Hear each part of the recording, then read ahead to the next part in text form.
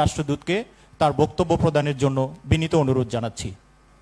আসন্ন জাতীয় সংসদ নির্বাচন কমিশনের সকল প্রচেষ্টা ও উদ্যোগের সর্বাত্মক সাফল্য কামনা করছি। নির্বাচন কমিশনের মহতী উদ্যোগকে সাফল্যমণ্ডিত করার জন্য প্রবাসী ভাই বোনদের বিনীত আহ্বান জানাচ্ছি। সকলকে ধন্যবাদ। মাননীয় নির্বাচন commissioner brigadier general Abul Fazal Mohammad Sanaullah, অবসরপ্রাপ্ত।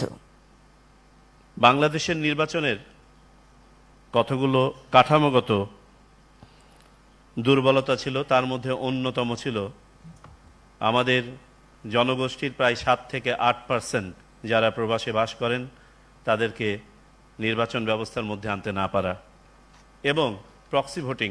আমরা আমাদের প্রধান অংশীজন তথা রাজনৈতিক দলের নেতৃবৃন্দের সামনে উপস্থাপন করি এবং তাদের মতামতের ভিত্তিতে চূড়ান্তভাবে আমরা শুধুমাত্র আইটি সাপোর্টেড পোস্টাল ব্যালট নিয়ে এগিয়ে যাই।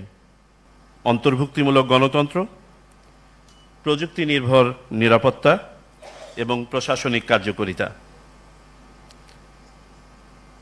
এই প্রকল্পের বৈশিষ্ট্য হচ্ছে স্মার্ট রেজিস্ট্রেশন,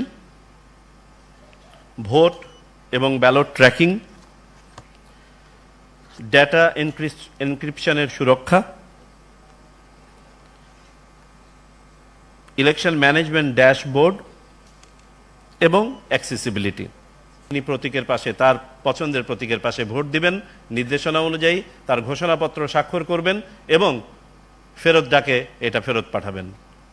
বিশ্বব্যাপী প্রবাস থেকে ভোট দেওয়ার জন্য নিবন্ধনের হার হচ্ছে শতকরা 3 ভাগেরও কম,